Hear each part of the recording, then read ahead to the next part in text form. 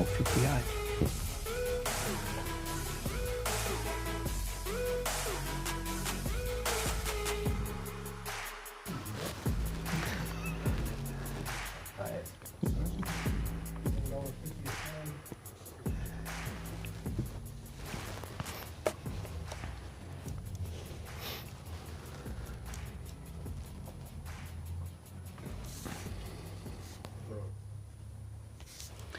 Good evening and welcome to the July Volunteer Forum, and we're coming to you tonight live from Bayswater Station.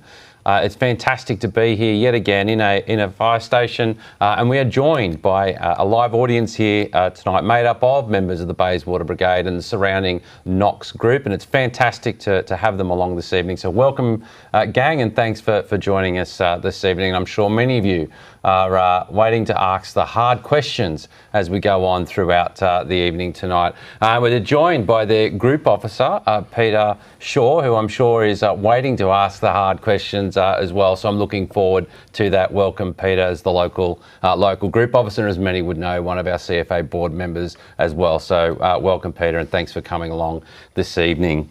As always, I'd like to start the volunteer forum tonight by acknowledging the traditional lands to which we meet on this evening, and we meet on virtually across the state and across the globe, and pay our respects to Aboriginal elders past and present, and recognise the strength and resilience of Aboriginal people in this land.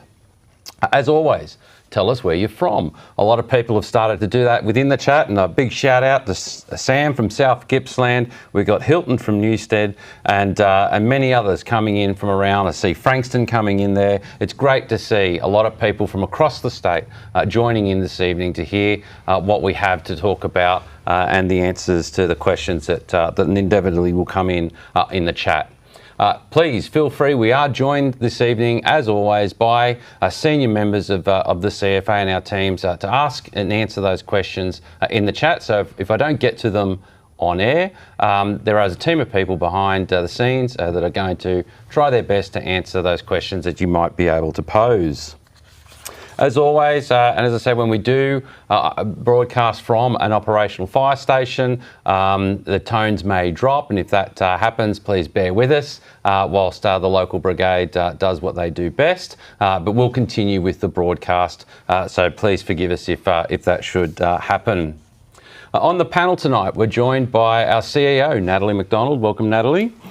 Deputy Chief Officer Gary Cook, going to talk to us tonight about FMR. And I see a lot of questions already coming in, FMR. And Natalie, I know Spirit of CFA. We're going to have a bit of a chat about that.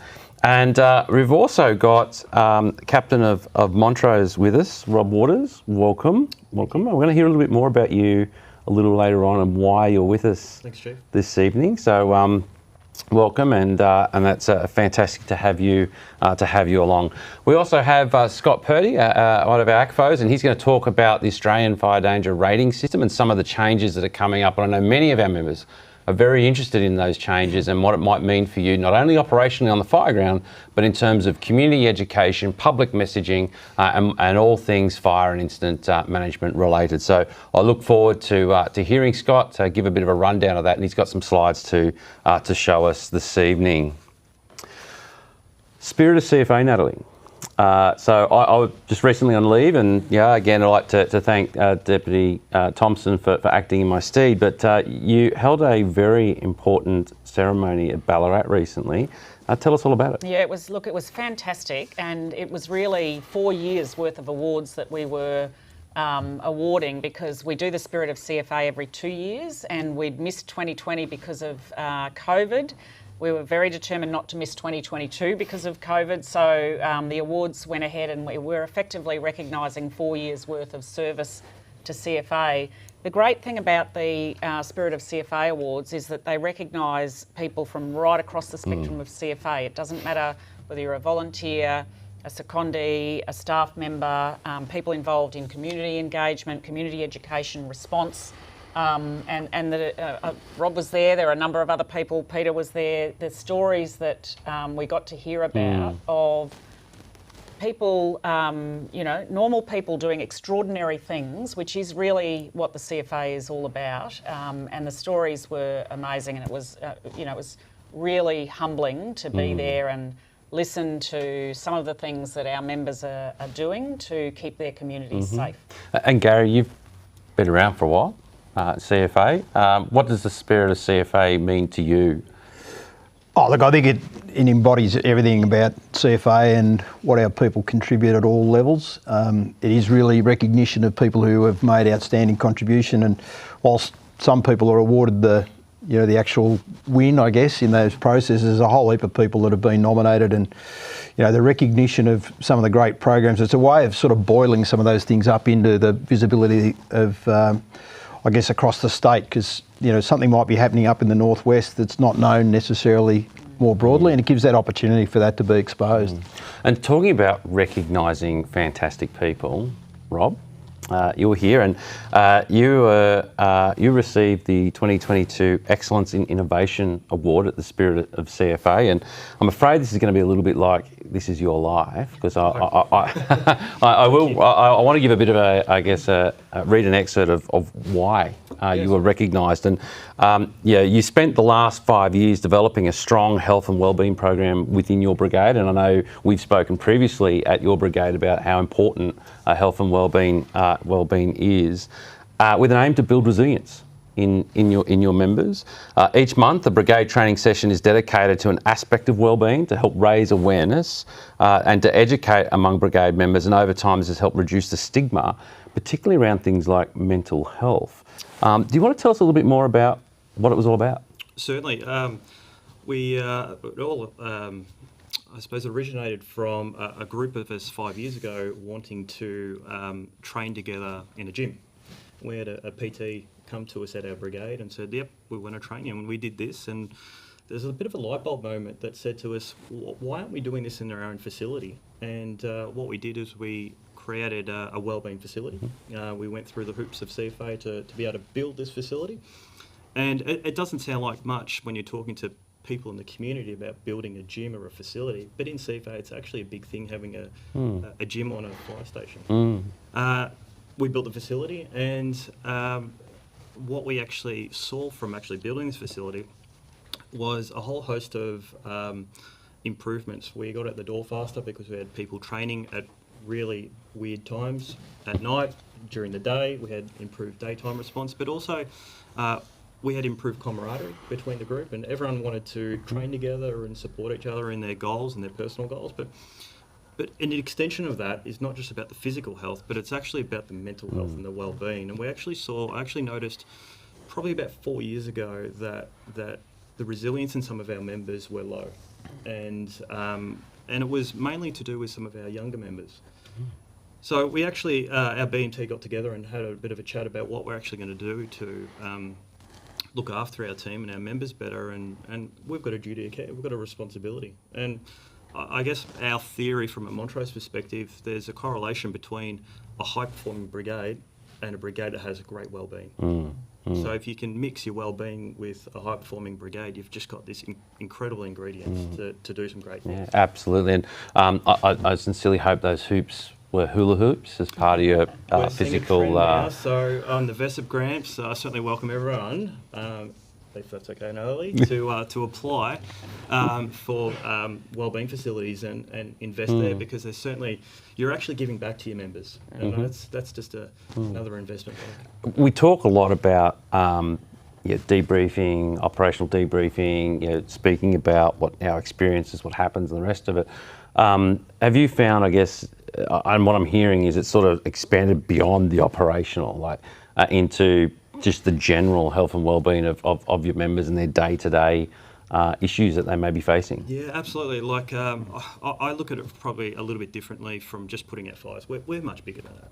I mean, we're a community-based fire brigade, and we're challenged by everything that a normal person in the community would be challenged by. But throw operational response out there, and we've just increased it by 50%. So we look at it from a perspective that if we can invest back into our members and remove some stigma, build camaraderie, think about the things that are really important to us, not just from a fire brigade perspective, but from a living perspective, eating well, clean eating, team building, improving our resilience, improving our mental health. We're much better people for it, and I think that's done us really well, especially over COVID. We've stuck together pretty tightly as a group.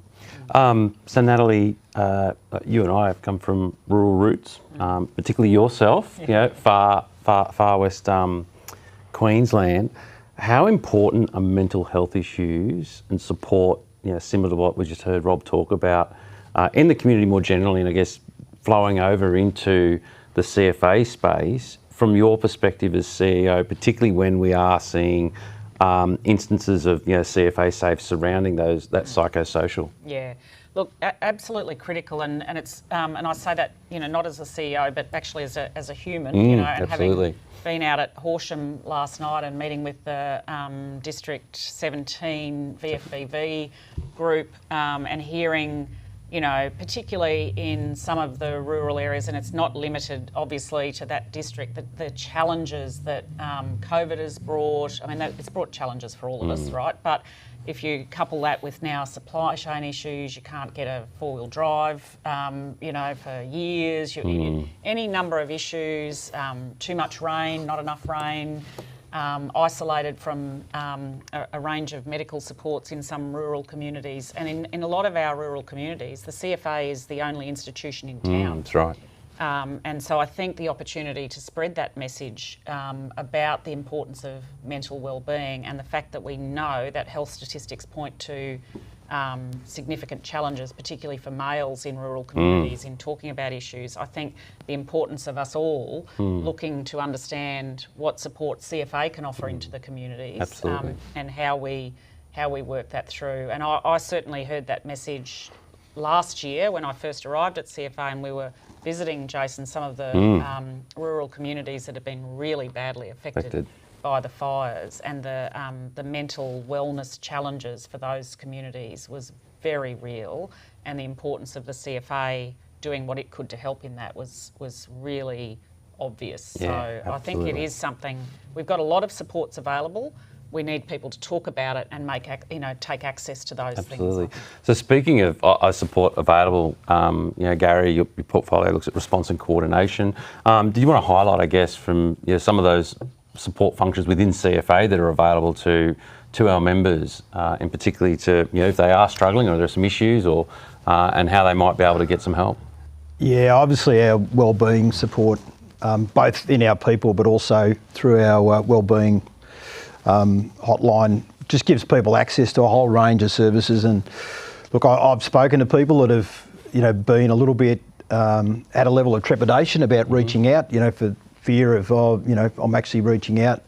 But having done it, you know, they just say it was such a rewarding experience, because once they actually made that call, actually were tapping into help and didn't realise just exactly how much help was there.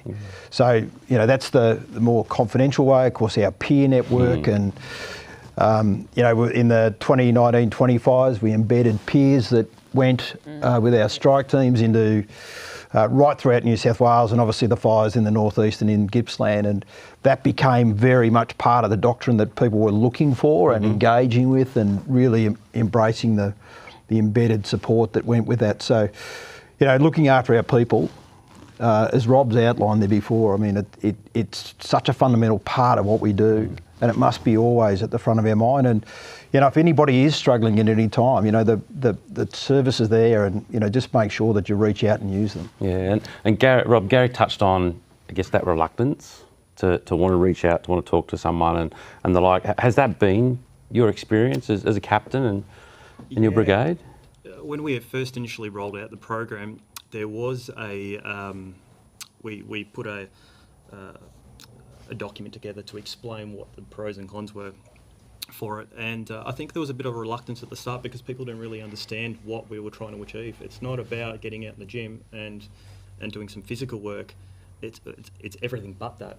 There's an element that we have in our program that's around the physical side, but it's more around the fundamentals of looking after yourself.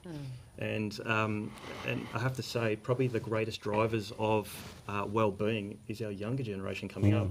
They are absolutely in tune with actually thinking outside the square and looking after yourself better. And what it actually does is, by having a program that looks after yourself, it actually is an enabler for some of our senior members to be able to talk openly about their experiences. And in time, it's actually it allows the walls within your fire station to be immune to it. You can talk freely about well-being and health and healthy lifestyles without having that stigma of someone's going to judge me. Absolutely, and that's just so important, isn't it? So, look, Rob, lots of chat about you and your award, and many people, you know, congratulating you on the initiative and your brigade. Thank you. as a team effort on your brigade and your achievements. So congratulations once again, and I think it really does show the spirit of CFA in that innovation aspect. And I wish the brigade all the best into the future, and hope to see more awards issued for Montrose into the future. So not a problem. So we have a question that's come up, and Jacob's asked, most CFA FRV integrated stations have gyms or areas for some wellbeing exercise. Would the CFA be interested into booking into sharing these facilities and these stations? Natalie, thoughts? Well, I think our focus at the moment has been on getting the tenancy agreement It has. in place. And I think we're nearly there in most locations. But look, I think both ourselves and as I think we've said before in this forum, we meet. Jason and I meet every Monday afternoon with Commissioner Block and his Deputy Secretary, and we are very happy to raise issues where we can do things jointly with FRV. It's important. We're complementary fire services, and it's very important that we look for opportunities to share resources where we can and where appropriate. So we're happy to absolutely. Take that up. And there's been some, Shane here says, gyms in most co-located stations are shared by FRV and CFA volunteers, and that's fantastic to see. Look, Rob was one of the winners of the Spirit of CFA, but there were many fantastic volunteers recognised and celebrated for what they bring to our fantastic organisation. And no less, Living the Values Gold Award went to Peter Clarkson for empathy and encouragement for inclusive and diversity. He's a current volunteer at Cobra and a former captain of Diamond Creek, and we were out at Diamond Creek not that long ago. And we've got a little profile video here. We've got all the profile videos of all the winners of the Spirit of CFA Awards are available on our website. So I do encourage everyone to get onto the website, watch the profile videos, hear about the fantastic work that our members have done. But here we are tonight. We will show a Gold Award winner for Living the Values, Peter Clarkson. My proudest achievement was when I was elected as captain of the Fire Brigade 5 years ago. I wanted to make the brigade a place people wanted to come to and to come down to. And I also wanted to make the brigade more diverse. Peter has always been really encouraging of all members, but he does take a particular interest in building the confidence and skills of women. His own daughter is one of our top responders and a highly valued member of our team. I think for me, one of the things that stands out with Peter and his leadership style is his openness and willingness to discuss mental health and well-being. That's something that's really positively benefited our brigade. You don't expect to be nominated and end up winning awards of this calibre. But yeah, I am so honoured in regards to be able to represent CFA over the past 20 years of my life, but to be able to bring my family in as well. What a fantastic video, and congratulations again to all our winners of the Spirit of CFA Awards. As I said at the start of the forum this evening, we are at Bayswater Brigade, and I know the captain here, Kim, sends her apology. She couldn't be with us tonight, but she has sent her first lieutenant in her stead. Jamie, welcome Jamie to the panel tonight, although you're standing to attention. That's what I do like to see. They drill them good here at Bayswater. And one of the interesting things with Bayswater is I've met Kim and spoken to Kim, but you've had a female captain here at Bayswater for quite some time, haven't you? Yes, so we had Diana Ferguson before Kim. She was captain, I think, nearly 8 years, and then Kim's been for the last 4. So yeah, it's quite a normal thing for us here, so that's good. Oh, fantastic. So tell us a bit about Bayswater, your area, some of the jobs that you do, and what you do in your local area. No, so we're a pretty busy urban brigade. Respond to about 450 calls a year. A big part of that also is our BA van, so we're well known across the state for our BA vans. So it does about 80 calls a year. On top of that, we provide a lot of servicing for brigade training, so we're out and about most nights in the winter period assisting other brigades, providing BA training, and a lot of on-station filling as well. So our BA van keeps us very busy. We do about 2,000, I think it was 2,800 cylinders last financial year. and that's a mixture of on-station filling for our local district and then out and about covering a big area. We have about 70 members, a junior brigade, which is quite well, it's nearly about 15 or 16 members, and that's growing recently. And then about 40 operational members and a number of support members that support us in our day-to-day stuff, from fundraising to secretary, all that sort of stuff. So, yeah. Oh, fantastic, and I guess my very first introduction to Bayswater was I think pretty much on day one or day, actually I think it was day two, when I came down and did my entrapment drill and was shown the ways of the CFA to make sure that I was fit, tip-top and ready for to go out into the season. So certainly a little place for Bayswater in my heart for doing that for me on my second day. Jamie, some questions. There's always questions, and you haven't avoided it this evening. Shane asks, does Bayswater fill FRV cylinders? It depends on the job. So the smaller jobs we find that we do, and some of the bigger jobs, it really depends on when our BA van's called. So if it's a CFA like support job, we had one just up the road the other day where our BA van supported the whole filling of FRV and CFA. And it really depends if 38's on its way out, that sort of stuff. But yes, we can fill, and we do fill often and work alongside FRV. Mm-hmm. So Bayswater is probably a unique brigade in that in a lot of ways your brigade area is an island in an FRV district. Tell me about, I guess, interoperability and how you get along with attending jobs with FRV. Yeah, so it's not new to us to have, obviously, staff coming to all our jobs. We've always had MFB Croydon and Ringwood on one side, and then our career CFA or ex-CFA station in Boronia. So it wasn't a big change for us. We work day to day, every Code 1 call into Bayswater. We're supported by 2 of our staff trucks, and then we have, obviously, our calls or supporting FRV to their areas. So we work quite well together. On the fire ground, we're often second on scene, if not first, in our area, and we work very well with our counterparts. So. Oh, that's awesome to hear. What would you say is probably the biggest challenge for Bayswater moving forward into the future? Probably recruitment and training. We struggle with a few people getting on courses and stuff, trying to get up to our level, because obviously we need to have our members up to structure firefighters.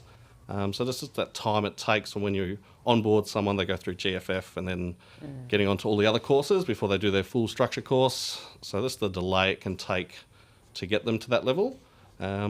Is a big challenge for us, we see, but otherwise it's not too bad. CFA's going in the right direction, I think, so it's good. Yeah, excellent. And there's a bit of a unique feature in this station that I know you've shown me previously, and that's the business hub concept. Can you tell me a little bit more about that?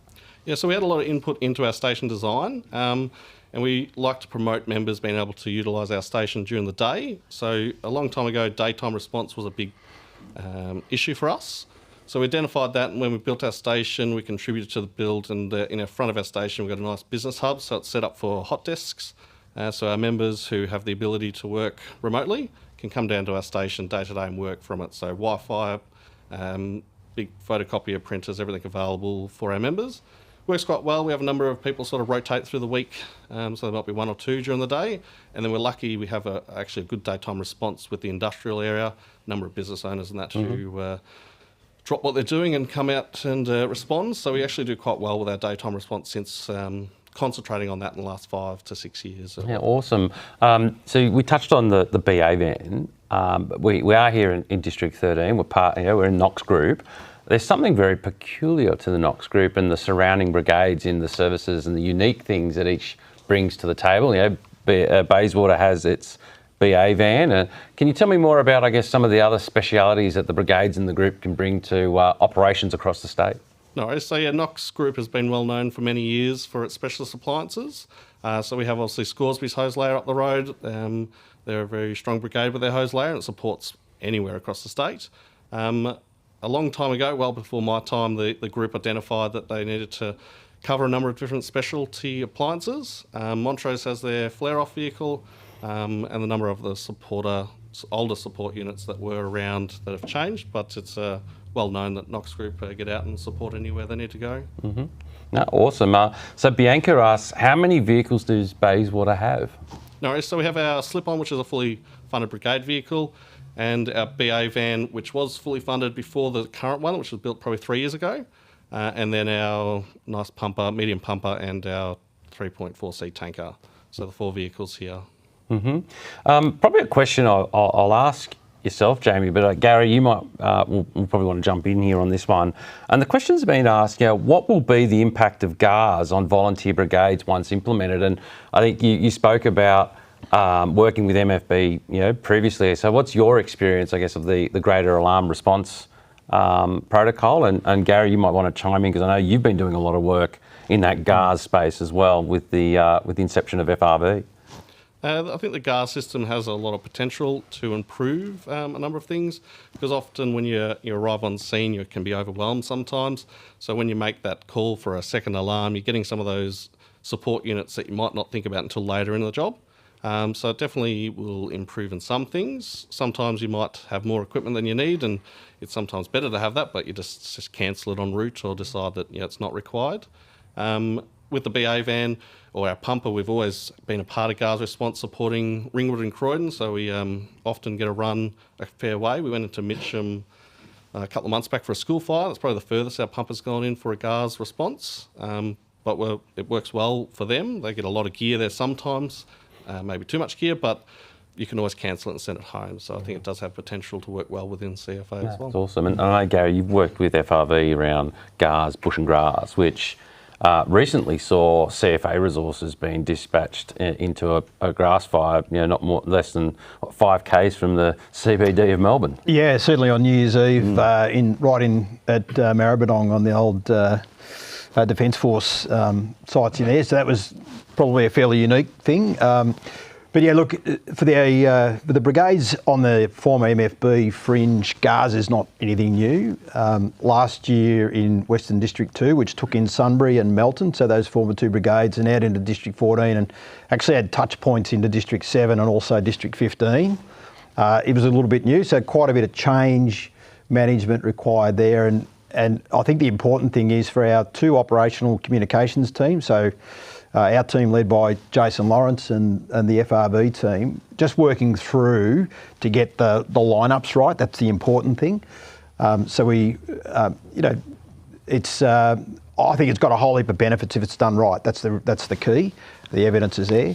I think, when we push out into the more regional areas, so if you go to Shepherd and Wangaratta, Wodonga, Mildura, a lot of where we had our former integrated brigades, the co-located brigades, and how any sort of GARS model out there would work into the future has got quite a bit more thought to go through it. But certainly the next area, Southern District 2, and I know Jamie Hansen and the team in District 8 have been working closely with Greg Christensen from FRV and the team down there to look at how the GARS rollout will work.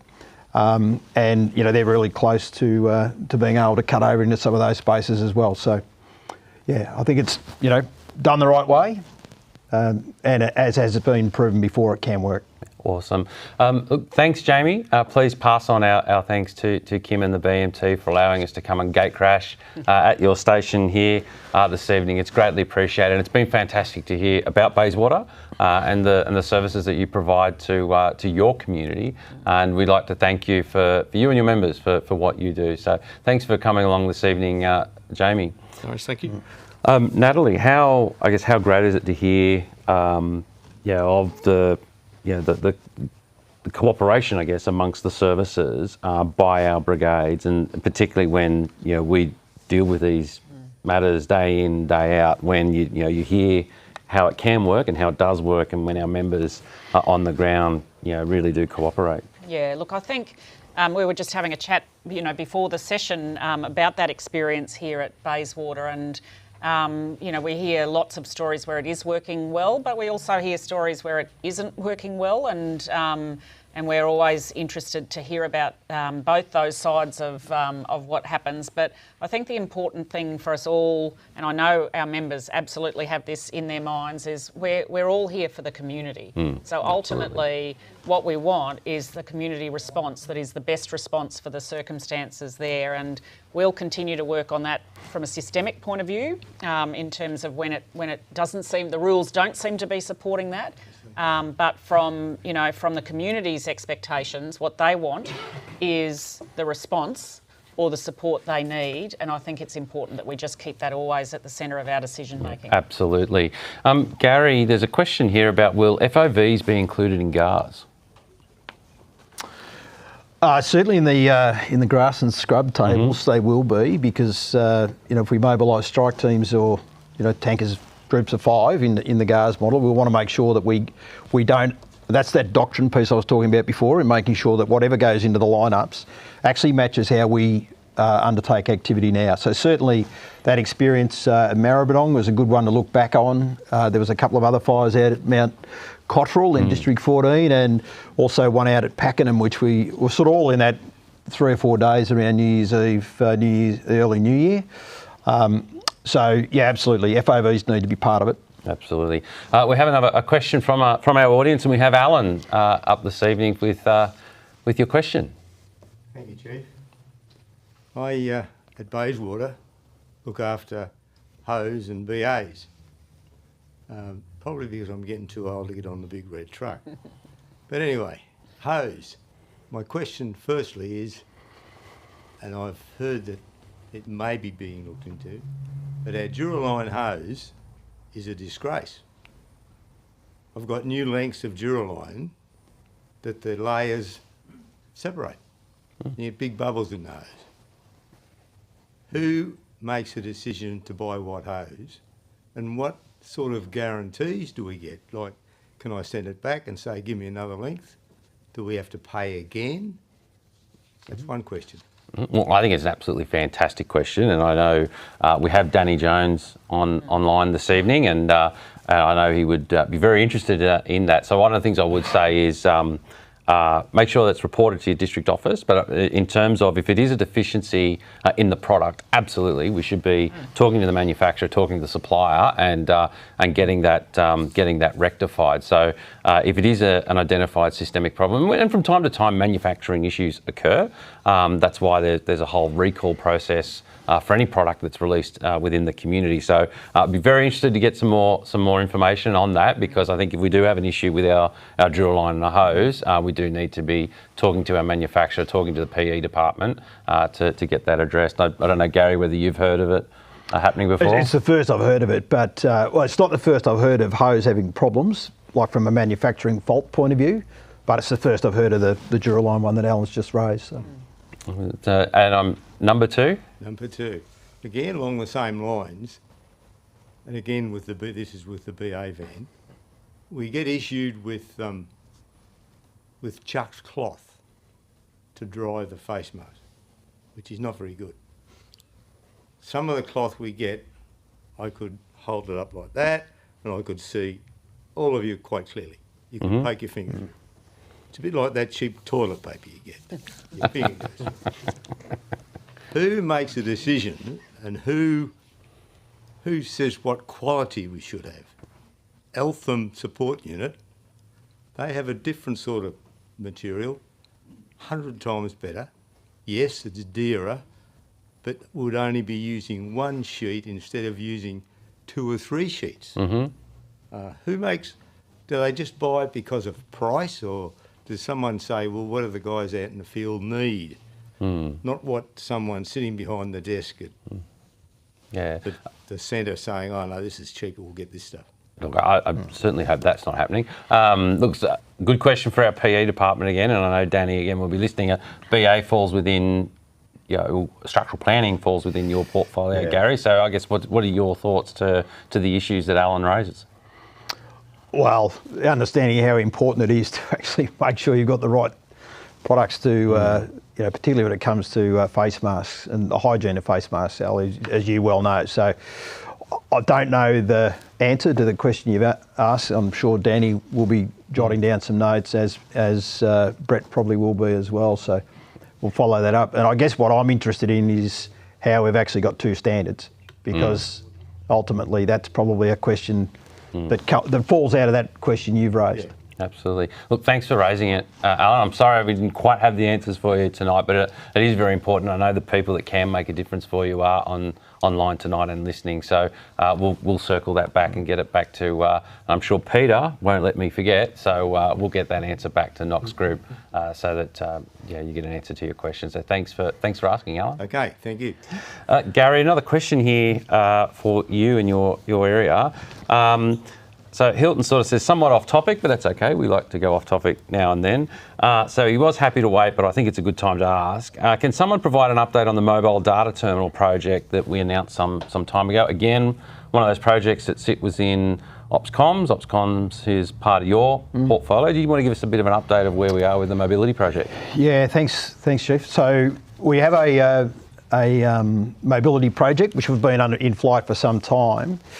And again, led in the OpsComs team. So there are a number of products that are out there already in other services around the state, around the nation, I should say. So we've been certainly looking at what is good practice in those mobility solutions. So realistically, what we're talking about here, just for everybody, is actually having in-field data capability. So picture a tablet with a whole range of different functionality and interconnectivity to get live stream data, but also to give information and intelligence back. So, it's something we don't have at the moment, but for those that have been in command roles in particular, think about having either pre-planned information or anything like that available to you. So there is a project. We have had some challenges because one of the things that we need to do is have what we call an integration layer that integrates whatever we have in a mobile data setting into the Esther CAD environment. And so we're working closely with Esther in terms of how we actually do that. Similarly, we're not on our own. FRV, SES have also got similar projects, as have Ambulance Victoria and VicPulse. So there's a whole range of mobile data demand coming on, naturally enough, because the technology's there, everybody's looking for it. We've got a large project that's in flight, and we'd hope to have something delivered maybe in the next. Always hard to put a timeline on when we're relying on some other integration elements here, but certainly not too far down the track. Not a problem. So to break it up a little bit, Natalie, and I've got to say to share the love, Rowan asks, is there any opportunity for CFA to initiate a good ideas forum where members can propose ideas, concepts that can then be evaluated, tested, developed with a view to widespread adoption across the CFA? What are your thoughts? Yeah, look, I think it is something that we've, sort of been working through, and one of the things that I think we all know when we get out and about is that people do have lots of ideas and they spend time thinking about what the solutions might be to the issues we've got. So it's a question of how we make that work for people, and whether we look at some online sort of activities and an opportunity for people as soon as they think of it to kind of log it with us, and we can then start to sift and sort how those things go. So it's a great suggestion and keen to have a look at it. Awesome. You can't be at Bayswater and not talk about BA, so I've got to say it's somewhat expected, but we do want to get onto FMR at some point. But I've got another question here. What is the process for Brigade to be able to obtain BA? There seems to be no process for making a case, especially when the member's well-being is being affected and the Brigade has funds to purchase. Your thoughts, Gary? Oh, the first step, I guess, would be all of our districts. So all 21 districts have been, in fact, recently through the donations trust, some additional BA allocated, but it was all based on a methodology that was consistently applied around the districts around the whole of the state.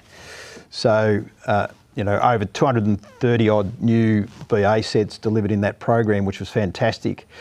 My advice would be back through the catchment and catchment commander and into the district, just to actually work out where the brigade sits in any level of priority based on the risk that sits within the brigade. So certainly back to the district level initially. Thanks, Gary, and thanks for your question, Rob. So yeah, first step, protocol into the catchment team and take it from there. So Gary, with that, I think we might move on to something that I know has been quite topical and has been wanting to be discussed. And plenty of questions in here. I know a lot of interest both within the media and across our membership, and that's fire medical response. What is FMR and what's it all about? Yeah, thanks, Chief. So I think it was early this month, we were able to go to Ballarat and with our partners at Ambulance Victoria officially launch a new program for CFA, which is called Fire Medical Response, and we'll see that roll out across 50 fire brigades in the coming years. I'll say coming years, so it'll probably be early 2023 before we see the first of our FMR brigades come online. I guess a lot of people go, is it EMR? It is not EMR, but we still have a number of our fire brigades that have been doing the emergency medical response program for a number of years. That remains. So for those brigades, because it's one of the topical questions, will EMR continue? Certainly it does. Fire medical response is effectively a program aimed at improving cardiac arrest survival. So for those that understand the chain of survival, so that is witness cardiac arrest, ring 000, that'll activate a process, commence CPR, ambulance takes the call and is dispatched. Where we fit in is that in the locations where we'll run fire medical response, we will be co-dispatched. So that when the ambulance, they'll be responsible for the call, we'll be in their lineup, and the brigades that are undertaking the FMR will be co-responded. Realistically, this will be based on the data, the raw data that we've looked at with ambulance. We'll potentially get to 800 calls a year across those brigades that will be included in the program. That's 800 members of our communities that will be given a better chance at survival, because we'll actually add to that chain of survival process by commencing CPR or taking over CPR if it's been witnessed, shocking with a defib and applying oxygen therapy. So until the paramedics arrive, and so if you think about that chain of survival, witnessed cardiac arrest, commence CPR, we get there, an issue of shock, continue CPR, and then an ambulance arrives. So 50 brigades statewide. The program itself, so we'll have an embedded paramedic that will come and work in our team in CFA, and we'll run actually a program that has both administrative support and paramedic support. We'll go and talk to the individual fire brigades about what the program involves, and it will be up to the brigade to say, yes, we're really keen to be involved, or we don't think this is for us at the moment. Completely optional. Completely optional. We know that there's we're from the community for the community type model of that's where our people come from and what we do, using Rob's words before. So, it's really important, I think, that we talk it through with the brigades and they understand completely what's involved. We talked about wellbeing before. Part of our program will have an enhanced wellbeing support put in to support our brigades that are involved in this program. So, really exciting thing. We're really looking forward to hitting the ground and getting some of our brigades involved in this. And as I say, 700 to 800 calls per year. That's 700 or 800 Victorians, people from our communities, who we could actually give a better chance at survival than is necessarily there now. Absolutely. So, this is a couple of $1 million project that the government has allowed CFA to undertake. As you said, 50 brigades. Talk us through how the 50 will be selected. Where did we get to the 50? Yeah, so we've already sat down with Ambulance Victoria as part of the planning and actually worked out, broadly speaking, where the numbers are. They've got about 70, they've got a list, and they'd probably go beyond 70 if we asked them to. But data-driven. What we also need to understand is that there are some locations where the data might not necessarily, first and foremost, warrant. So it's not just data-driven, it might also be an opportunity where there is a community of reasonable size where we think, based on the nearest available ambulances to get to that community, that might be an appropriate place as well. So it's not just going to be purely data-driven. There will be some opportunities for what I call a geographical location to work into the equation as well. So we did have a question that was submitted earlier, and that was, I think, are we looking at expanding beyond the 50 initial? And I think you've touched on that, but Josh is asking, what's the criteria being used to determine which of the brigades will be approached? He's touched on that data, you touched on that distance to ambulance, and really being that community need identified by AV Victoria. Yeah, so, and to Josh's question, so the data and location will drive that initially, but then we'll have the discussion with the brigade And we'll bring the local paramedics to that conversation as well, so that people are fully informed about, what the FMR program and what arriving at, a cardiac arrest will actually involve. So, I think, look, it's just a really exciting thing, and we know that this has been something that in a lot of places people have been asking for and craving for some time, because they can see the need. So, and probably, Chief, just to round it out, we've, as you know, your program where we've actually now got a defibrillator on every one of our operational appliances in the state, that's really targeted at having a defib available to any of our members. Absolutely. Whilst they're on operational duty, or if there happens to be a need at an operational incident. So it's the defib program is not FMR either, so it's just, it's these points of distinguishment. This is a very specific program. It'll involve probably about 16 hours of face-to-face training initially to get to the level of accreditation. Ambulance will deliver that whole program, and then there'll be annual skills maintenance and a 3-year re-accreditation program. Fantastic. A lot of questions about FMR. We'd expect that to be the case. So while survival rates improve the outcomes for the patient with CPR, the numbers there's still, I guess, the survival rate's improving, but there is still a good portion of the community that unfortunately do find themselves passed away as a result of those cardiac events. And Don, I guess, points out, and you did touch on it, that the impact on the member is going to be fairly significant as well. And you touched on an enhanced member wellbeing program going along with FMR. How do you see that, and why is it so important that we do that for those brigades? Oh, look, I think, attending to somebody that's in a life-threatening situation can be very traumatic. And I think everybody that's been involved in the fire brigade for any length of time has probably already been exposed or potentially exposed to those type of incidents. So we know that this will add to that potential exposure. That's why it's so important, and as has been the case with the EMR program since its inception as well, is having really strong both hot debriefing opportunities.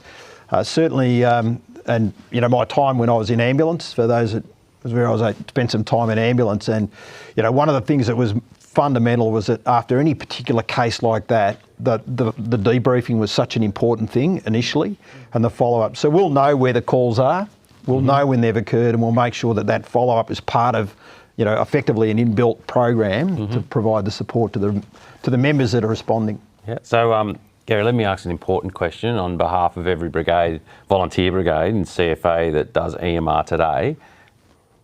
Are we going to make them do FMR, or can they continue to deliver EMR services? They'll continue to do EMR. There you have it.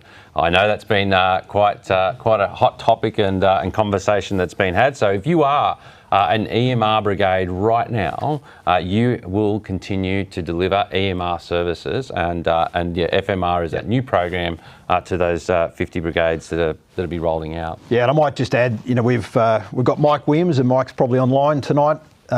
So Mike's actually been brought on to provide that dedicated support to our EMR brigades, and to give that a bit of a lift, because we were clearly, particularly in the skills maintenance and skills acquisition space there, had not had a lot of action in the last 12, 18 months.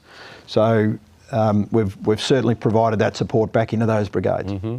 Mason asks, FMR is a fantastic idea for rural brigades, but what about brigades closer to the metro, especially since the metro central areas are experiencing code orange and code red events? Yeah, look, the program will go to, I guess, where the needs identified by ambulance. So we'll work with ambulance to actually identify where the best locations are, and as part of that we'll also go with ambulance's service planning model. So if they're about to build an ambulance station somewhere or do something as part of their modelling, there's little point us actually going and putting a service in and then having an ambulance coming over the top. So we'll make sure that's it. The code orange and code red, which is ambulance escalation, but it's a whole chain of actually clearing ambulances from hospital ramping. So it's a much more complex thing than just ambulance availability. It's the end-to-end process. Yeah. So it's a really good question, but And look, we've got 50. 50 is our what we're initially funded to roll out. Who knows where it goes beyond that, Chief? Particularly if I guess it's successful for our rural communities. Jacob asks a really good question around, so that we're doing FMR, but why didn't we just expand EMR? So the EMR program, it's a more complex program because it accesses spinal management treatments in it and things like that. The conversations we had with the ambulance was to actually develop a program that we thought would actually be fit for some of our, smaller brigades, perhaps less active brigades, and in terms of the, the training requirements and in fact, what would make the biggest difference in terms of response in those communities. So you can sort of have all of those things that we've got with our EMR brigades, and they're fantastic skills, but based on the advice from ambulance, and this is a program that they've designed. It's not something that we've designed and gone to them with. It's something that ambulance came to us with and said, we think this is a model that will make a real and genuine difference across regional and rural Victoria. Awesome, and look, there's lots and lots of questions, and we do have Scott to get to, so hang tight there, Scott. And some really, Rowan talks about, is there potential for? I think you've touched on it. Working with AV in terms of expanding FMR into peak tourist holiday areas, and where we will see fluctuation of population. Fluctuation growth, that population risk. So I think it's 50 now. Working with AV, get them embedded, get them up and running, and then really sort of evaluate the program and go from there. And I agree, I'm with you. I really do think this is going to be quite a successful program. Our members have been asking for it, and we've been getting plenty of representations by particularly our rural brigades that are asking for to be able to deliver something like this. So I do probably see an expansion of the program in some way in future years to come. But let's get the 50 up and running first and go from there. Yeah, there's a big piece of work to get the 50 up and running, and we've basically said 25 year one, 25 year two. That's our ambition. If we can get ahead of that, we will, but that's certainly our ambition. So realistically, it's 2 years to get 50 online, and we'll already be back into the the skills maintenance, and then we'll be looking at re-accred. So, but certainly, let's get it on the ground, let's get it running, and then see where it takes us. Awesome. Well, thanks, Gary, for coming along this evening and talking about FMR. The questions are still rolling in thick and fast, I'm sure. We have Rick Owen in the crowd tonight. He's hiding in the back row, hoping I wouldn't see him. I know he's also keen to answer some questions that have been asked, and also I know Rick has been very busy ensuring the defibrillator rollout has been occurring, and I think we're nearly there, aren't we? Aren't we there, Rick? So I've been given the thumbs up. A fantastic work. Congratulations, Rick, to you and your team. It's a fantastic initiative, and again, thanks to the CFA Donations Trust and the CFA for making that happen. And I do think programs and initiatives like that, Natalie, quite frankly, are going to save our members' lives. Our members' lives and community members' lives. And I think one of the things we did hear from a number of the rural brigades who sort of lobbied hard for this is that because they are often the only people in town that that can respond, they are turning up at some of these incidents anyway to their community members. And so if we can, through introducing this, create a greater chance of survival for our community members, then that is a great thing to be doing. Absolutely. And yeah, Chris makes a comment here. As FMR came to light, I asked the local AV, and the only thing they could say is when we need this in our rural community. So I think it just goes to show the excitement and the need for CFA to look at putting a program like this. But as we said, it is voluntary. No one's going to be, forced into doing this. A lot of consultation. So we are early days in the process. I know you've been speaking initially to the VFBV and the like, but there's a lot more consultation to happen around design of the program, rollout, and those brigades, isn't there? Absolutely. And the other bit, we're in lockstep with the ambulance on this. Right through the governance and I guess the whole step-by-step process, but it will be, and I saw Mike put something in there before too, so Ambulance Victoria will manage this on their RTO, so it'll be a course that they'll manage. We'll make sure that's linked back to make sure the LMS, so our members can get their appropriate recognition, but it'll be managed by Ambulance Victoria end to end. So that's a great thing as well, because this is a co-responder program. Absolutely, and as I said, all for the community, and that's why CFA exists. And yeah, you could be forgiven for CFA, community first, always. Scott, welcome to the panel this evening. You are here to talk about quite an important national agenda that the CFA has been part of. In fact, all the fire agencies here in Victoria, and Emergency Management Victoria as well, has been involved in and AFAC around changes to the Australian Fire Danger Rating system. What does it mean, and should I be concerned? What does it mean? It means a lot of things. So the Australian Fire Danger Rating system will be a new way of both how fire agencies calculate fire danger, and probably most importantly, how we communicate fire danger to the community and to the public.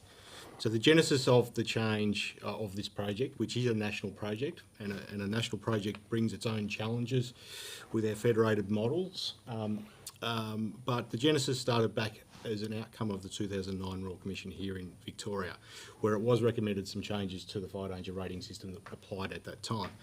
And people will be familiar with Victoria making some adjustments to it, and Victoria was unique with a Code Red declaration type category that was built in a number of years after the Royal Commission handed down its findings. But that started in the research parts of the agencies, and with CSIRO and CRC nationally, a lot of research to say, well, can we improve the system holistically? So since 2009, a whole lot of research has been undertaken to understand whether we can improve the way we calculate fire danger and communicate that to the public. And that's culminated with AFDRS. So AFDRS will be a new way of communicating and a new way of calculating right across the country, and it will be rolled out universally on the 1st of September this year. So it's a very important change, and one in which is foundational to what we do. So it's pretty important for all brigades and all members to get across it at some point in time. Awesome. So the existing system talks about a fire danger rating, talks about the danger of the fire, but the fire behaviour indice turns it around to looking at how a fire will behave under certain weather conditions, or should behave as it goes. So what are some of the, I guess, why the change from going from what we traditionally know as that fire danger to now that fire behaviour? Yeah, so there's a couple of important things to do, and I'll talk about fire behaviour index, and I'll also talk about what it means for the community.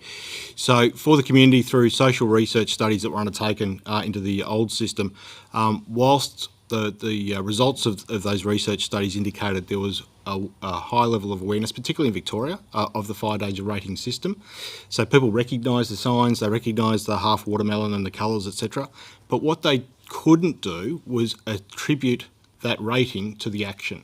So they couldn't connect the colour to what they had to do. So that was the critical outcome from the social research from a public point of view. So the new system, one of the key design elements of that is to simplify it. So it's come back to 4 ratings as opposed to 6.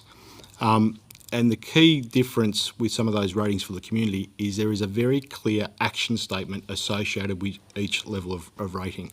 So for example, on a rating of catastrophic, it is leave bushfire areas now. Or on the extreme rating, take action now. So there is a clear action statement that the community can understand and associate with that rating. So it is very straightforward in terms of what we expect them to do. In terms of the inward looking and how the system benefits us as firefighters and fire agencies and other departments and agencies that might be involved in emergency management. The old system was built off the MacArthur model, for those that are familiar with the technical specifications, but centred on only two fuel types. One was grassland fuels and the other one was forest fuels. That was limiting, and it didn't satisfy the needs across the country. So through the research, 22 different fuel types have been identified right across the country. And from those 22 fuel types, they've been categorised, and fire spread models have been developed and applied to those 22 fuel types. And there's 8 fuel models that come together to make up what is the Australian Fire Danger Rating System. Those 8 fuel models then condense and are represented by a fire behaviour index. Now, the difference for us as practitioners and responders is it's not a danger index, it's a behaviour index. So as you start to understand the system and through the layers, it is how we would expect a fire to develop and behave. So obviously at the lower levels, a fire may well self-extinguish. And at the next level above that, that's probably ideal prescribed burning conditions. And then at the high end, at the catastrophic, we've obviously got crowning fires in treetops, we've got long distance spotting, and those really dynamic fire conditions that we hope we don't see very often. So it relates that index back to what we should expect to see and that fire behaviour and that fire intensity. And of course, in responding to that intensity, we can directly connect our strategies and tactics as we respond to some of those levels.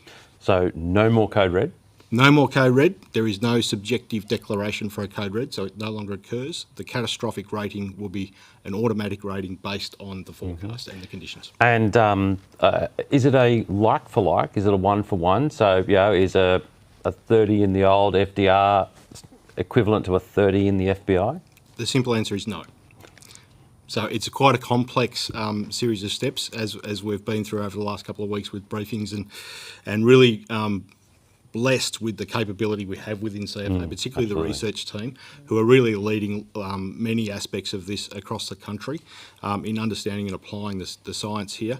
But no, there is not a simple correlation to the old fire danger index of 50 to a fire behaviour index of 50. So the simple one for one, apples and apples, is not the case. Yeah, and really that's principally because the science behind the two fundamentally different.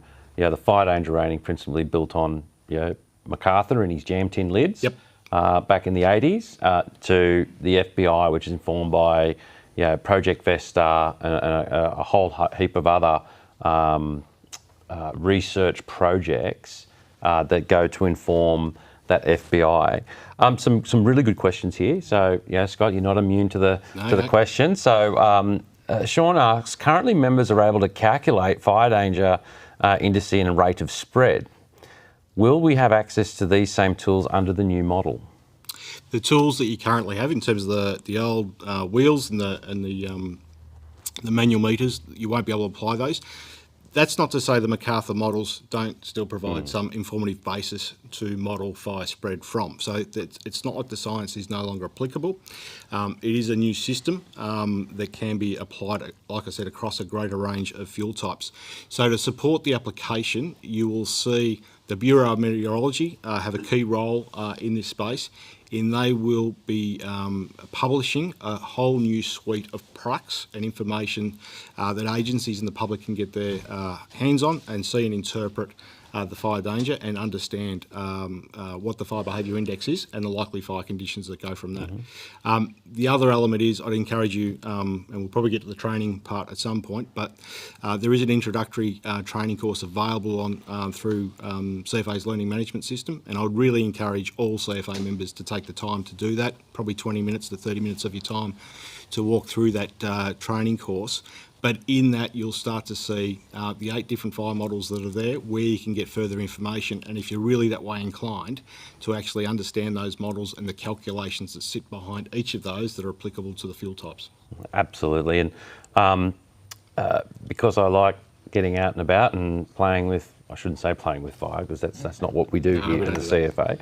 But the operations officer and the firefighter in me is very interested, I guess, in the practical application of this. And you spoke about, I can still use my, the MacArthur meter thing, and it gives me the FDI. It used to give me the rate of spread, anticipated, and that sort of stuff. So that science, I guess, is off to the side at the moment. But if I was a strike team leader in the field, and I get a weather briefing or the incident action plan from the IMT, and it tells me that there's an FBI of 50 today. This whole thing is really designed to tell me about what type of fire behaviour I'm likely to experience that day, isn't it? Correct. So in the fuel type that's applicable. So the numbers will mean different things to the fuel type that may be involved in the fire. So a grassland 50 will mean different things to a 50 in a pine plantation, for example. But that's why we embed people like fire behaviour analysis in incident management teams that can provide that application and the detail within the briefings. But yes, the training, once you step through the training, will give you general guidance about the range of FDI numbers within a fuel type and the types of fire behaviour applicable, and should give you general rule of thumbs in terms of the types of strategies that you should be considering to that type of fire behaviour. Yeah.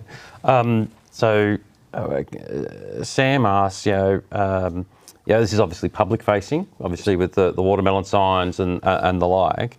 Talk about how I guess we'll then be implementing that into our internal systems, and of course we're doing a bit of a transition for this fire season. Talk us through, I guess, some of the work that's been done behind the scenes in CFA to get ready for this. Yeah, okay. So there's a lot going on to get ready in terms of changing systems, reviewing doctrine processes, readiness matrix, but the list goes on, not to mention the roadside signs themselves. So whilst we've got 50 plus years of experience in using the MacArthur model and understanding what fire in Victoria looks like using that system, we've got essentially zero experience using these new models. So as I said, there's 8 fire models that come together to build this system. 7 of those fuel types are applicable in Victoria, so only 1 doesn't apply. And of those 7 models, we've only got practical experience in using 1 of those, and that's the grassland model. Mm-hmm. The other 6 have never been evaluated by fire agencies in the response context in Victoria. So there is some uncertainty about what we should expect to be realised through the use of these tools. When the research team have compared the new model and run previous years' worth of fire, weather data and fire danger to do a comparison, there is some discrepancy in that, and the team are trying nationally to understand what's driving that discrepancy. So this year, as part of that step change process and to give assurance and confidence to us that we understand the application in the Victorian context, both systems will be run side by side to help us make those critical operational decisions about activating aircraft, or when to declare a total fire ban, or when to stand up some of these extra capabilities that we've got, because we know what the old system tells us and we know what to expect from the old system, and we need to run both side by side so we can evaluate the effectiveness and understand the application in the context. And I guess let's not underestimate or underplay the significance of this project, because some would argue it's probably been the biggest nationally agreed project since Federation. Why is that so important that each of the states and territories are playing to the same songbook? Yeah, okay. So for the first time ever, all states and territories will communicate fire danger in the same way. So currently we do it differently. It was only before last season we still communicated our emergency warnings differently in terms of watch and acts and the other things. So that's been another little improvement that's similar. So the harmonisation, the experiences that really came from the 2019-2020 fires right across the East Coast in particular. It also allows those national agencies that we have a high dependency on, people like the Bureau of Meteorology, people like CRC and CSIRO, to really focus and deliver outcomes that suit all of our needs to benefit the sector holistically. The new system has been built in a modular way, so as further research and products come available, it can be built into the system to improve it. And a good example is CFA is actually working with CSIRO to develop a new fire model for harvests and crops, as opposed to using a grassland model for fire behaviour in croplands. So once that's finalised and tested and some confidence in that model, for example, that could be picked up and brought into the new AFDRS system. So for those that are out there that are used to seeing the harvest safety guides and the harvesting, so the team's working on converting that and building a new tool for our rural communities. That's fantastic. So Meg gives you a bit of a shout out. She's a long time listener, first time caller, and says, who can they reach out to for more specifics and a bit of a session if need be, noting the LMS e-learning module, which you'll dutifully sign up and undertake. But what if people have more questions? Yeah, good question. So members online should have an AFDRS landing page that everyone should be able to find. In there will be a whole heap of FAQs. to people to look through. There'll be a link to the training. There is also a link, really importantly, to AFAC's AFDRS page. Now, if you go to the AFAC page through those links, you will find a whole lot of technical fact sheets, both about the fire models, but also about the products the Bureau of Meteorology will produce. So you'll get the real science stuff if you want to read through the formulas, and you'll also get some high-level overviews in terms of what this means from both a community point of view and the messaging associated with that, but also what does it mean for fire responders, fire decision makers and fire managers. Awesome. We have Todd at the microphone ready to ask Scott, I hope, a difficult question. Sorry, Chief. Incoming. It's all yours. We've got a couple of questions about structural helmets. When we transitioned from the Pacific F3 to the Euro-style F15, one of the benefits that it gave us, I'll leave it at that, was that we're able to identify a difference on the fire ground for people who were internally structurally qualified and people who had BA external qualification. When the decision was made to do away with the F3, we lost that ability on the fire ground to be able to discern between people who were internally and who weren't. Now, I can see that in small communities where brigades work with each other all the time, probably not such of an issue, but for us here in the burbs, where we work with our sister agency all the time, it is a significant issue. The first question I have for you is there any opportunity for us to return to a position where we have our people who are externally qualified, I'll say, to be supplied with an F3 helmet, and for people, and if they, at some point in time, if they choose to do their structure course and become internally qualified, they can then be issued with an F15 or whatever the current helmet happens to be at the time. Fantastic question. The answer is no, because we made the decision based on economics and getting value out of our procurement arrangements, rather than having two styles of helmets and procuring two lots of helmets across the organisation. What I have done is I've asked Brett Boatman, who works with Gary as part of his structural planning aspect, is to look at helmet markings, appropriate helmet markings to identify those that are BA internal and BA external qualified. I don't know whether you've got any more to add to that, Gary, because it has been raised and we do recognise the need to be able to easily be able to distinguish those that have the distinct qualifications. Do you want to add something? Yeah, so thanks, Toddy. Good question too. So in fact, there's a trial happening right now in District 15 that was being put up through the District 15 DPC to look at having an appropriate helmet identifier. So, and it might be BA capital E and BA capital I, or different colours or anything like that, but effectively back to the helmet marking for the identification of. So that's a trial that we haven't actually yet accepted, and in fact it probably commenced, I'm going to say 2 months ago in District 15, but clearly recognised that is an issue, and it's been raised at a number of different locations for that reason. Well, stickers didn't work for us before. Don't think they'll work for us now, but knock yourself out with your trial and I'll find out who's running District 15, we'll give them a ring. Part 2, the mystical F15 helmets. We've, certainly within Ferntree Gully, we've had a number of CFA safes go in on them about the fact that they're heavy, they're unbalanced, the torch is never there when you want it to be. Of recent times, we've had a couple for people who have spent a fair bit of time in structure fires, bit of training at Vemtech. They get to the point where the helmet is unwearable due to the odour that comes from it. And that's both on the helmet lining, so the external of the helmet, and the liner itself. The best answer we get is send it away for advanced cleaning, except nobody knows what advanced cleaning is. So when you send it to the district, it comes back with a box full of parts and say, pull the lining out and replace it. That's not a suitable response. And then there's the fact that with very, very little work, they chip and mark, and I know you have a black helmet, and you might as well give everyone a black helmet because that's what colour they're going to end up. They send us a little tin of yellow paint and say, here, touch it up. It's not acceptable. It's like the hose, it's just...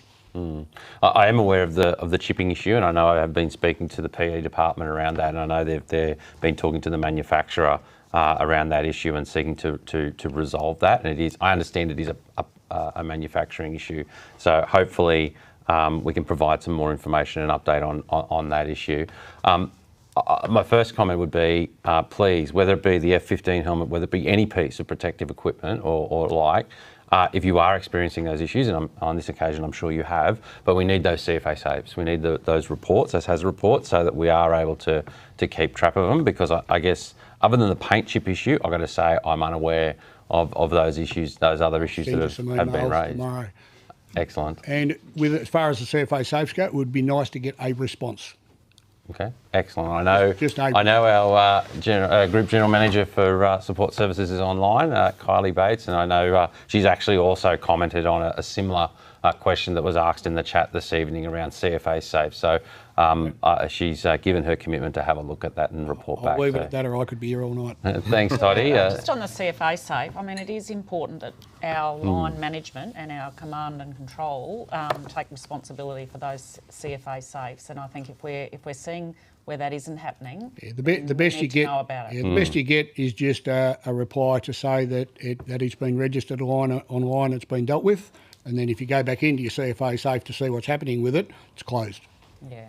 Okay. Well, as I said, we'll take that on and we'll have a bit of a chat. But certainly, I think, Natalie, your point is, if you're not happy, please raise it with your catchment team and raise it with your ACFO. And if you're hearing from us, but if you're not happy with it, I'm sure Ross Sullivan would love to hear from you as well. So, please, that's and ultimately, if that all fails, you've got my number. So, thanks for the question, Todd. Scott, we had a bit of a chat about the ADFRS, and there's a lot of information still to come out. Yep. There is that training session on learning management system that people can go to. There's that landing page, some more AFAC information as well. But that's not all that you're doing for me at the moment. And I know we'll probably talk about this more specifically in detail in future volunteer forums, but you're actually part of the project lead for our operating model review. And I guess it's appropriate that I now sort of ask the question that has been sent through here about the role of the group. And I know that's something that you and I have spoken about, and I've given you my writing instructions on that one. Did you want to touch on how the operating model review will actually bring the answer of the role of the group to conclusion? Well, we hope. Thank you, Chief. So CFA's operating model review, first phase, so set some expectations, is an exercise to get across the organisation at all levels, from the executive right down to our brigades, about how CFA does its work. So it's not about what CFA does, it is focusing on answering the question about how CFA operates and delivers its services.